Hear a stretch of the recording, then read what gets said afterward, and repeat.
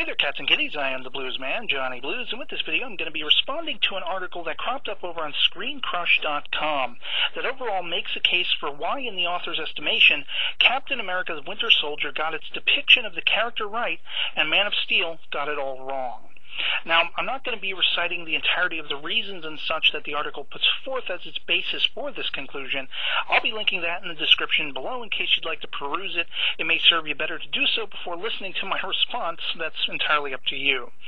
Frankly, though, I'm sorry, but seemingly valid as the line of thinking in this article is, it still remains entirely specious and presumptuous, as it, as usual, isn't taking into consideration the facts or the scenarios that were being presented in Man of Steel. It's only taking the character of Superman himself and putting him under a microscope without taking into account the story that was being told.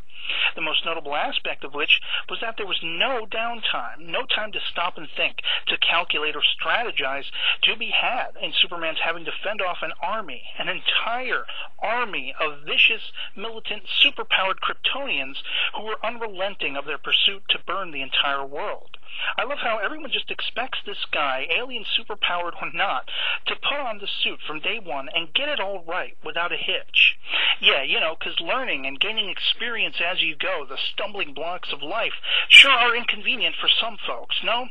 Let's put it like this. Steve Rogers and Clark Kent grew up with similar problems, mainly the fact being that they were both bullied repeatedly. But Clark was dealing with otherworldly powers he couldn't begin to understand or reconcile from a very early age, and was brought to the point of fearing the use of them because of the way of our modern world, even though it was his greatest desire to use them for good.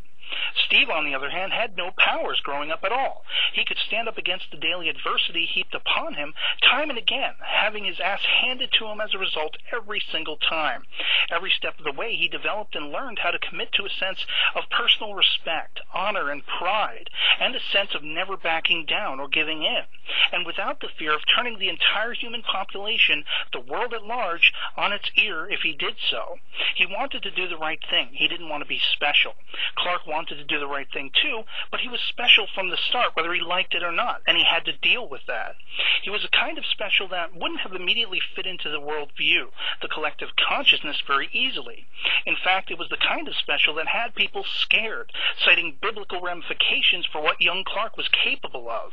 And so, as a result, Clark grew up continuing to do as much right as he could, while also keeping himself hidden in the shadows, because the modern world, the world and society as it stands now, wasn't ready for him.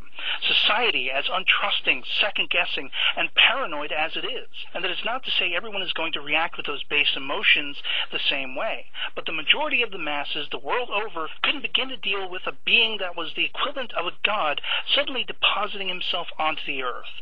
There would, I'm sorry, be ramifications, and they would be negative ones at that. That is not until a greater threat, a threat so unrelenting and destructive, also from another world, made itself truly felt, and he was forced to come out of hiding and go to work without ample experience. Whereas Steve Rogers had a chance to earn his stars and stripes during an age now looked upon by the modern world with historical, nostalgic, rose-tinted values. Superman and Man of Steel didn't have years to develop his sensibilities, his code of honor or ethics. He saw death being rained down upon the earth, every living being, or otherwise in jeopardy, in real time. Not a countdown to eventuality, as were Hydra's plans in The Winter Soldier, and had to answer for that as best he could in the heat of the moment.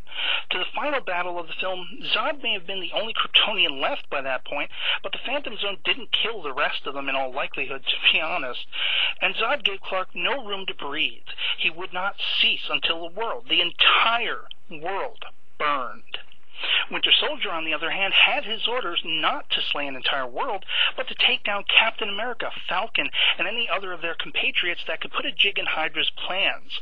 Winter Soldier wasn't a mad militant Kryptonian bent on culling the Earth of its every last living thing.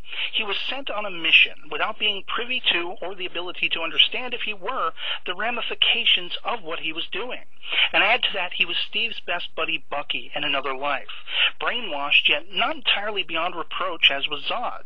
They are two wholly different scenarios, incomparable at best.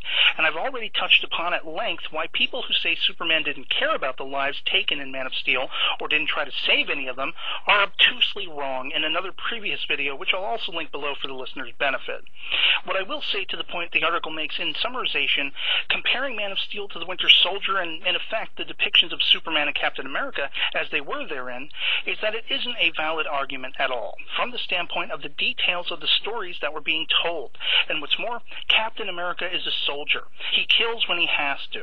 So people, in essence, are willing to accept a hero who kills in the defense of others, the greater good, only when it isn't personal to him, as was the case with him refusing to kill his friend-turned-enemy Bucky, but have no problem with his dispatching other villains from time to time along the way because he apparently didn't know them.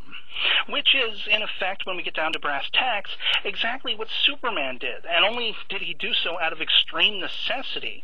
Yet the same people see it as wrong. Go figure, folks, really. Go figure. Because what it really amounts to me, isn't a hate or unlove for one of these movies over the other.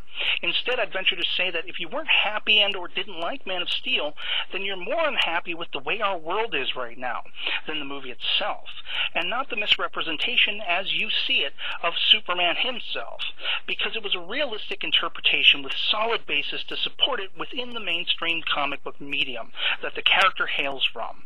And if you liked Captain America the Winter Soldier so much that you feel the need to compare the two, as unfairly as that would be, again, you're probably more against the way the world is right now than necessarily in love with that movie itself, because you'd be identifying with Cap's own displeasure with the ways of the modern world, and his learned, earned, yesteryear morals and ethics being put to the test as a means of quelling the bad guys who are in support of it.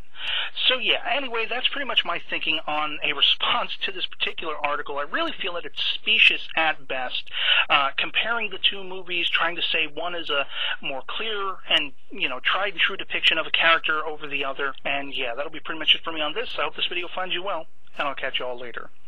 Peace.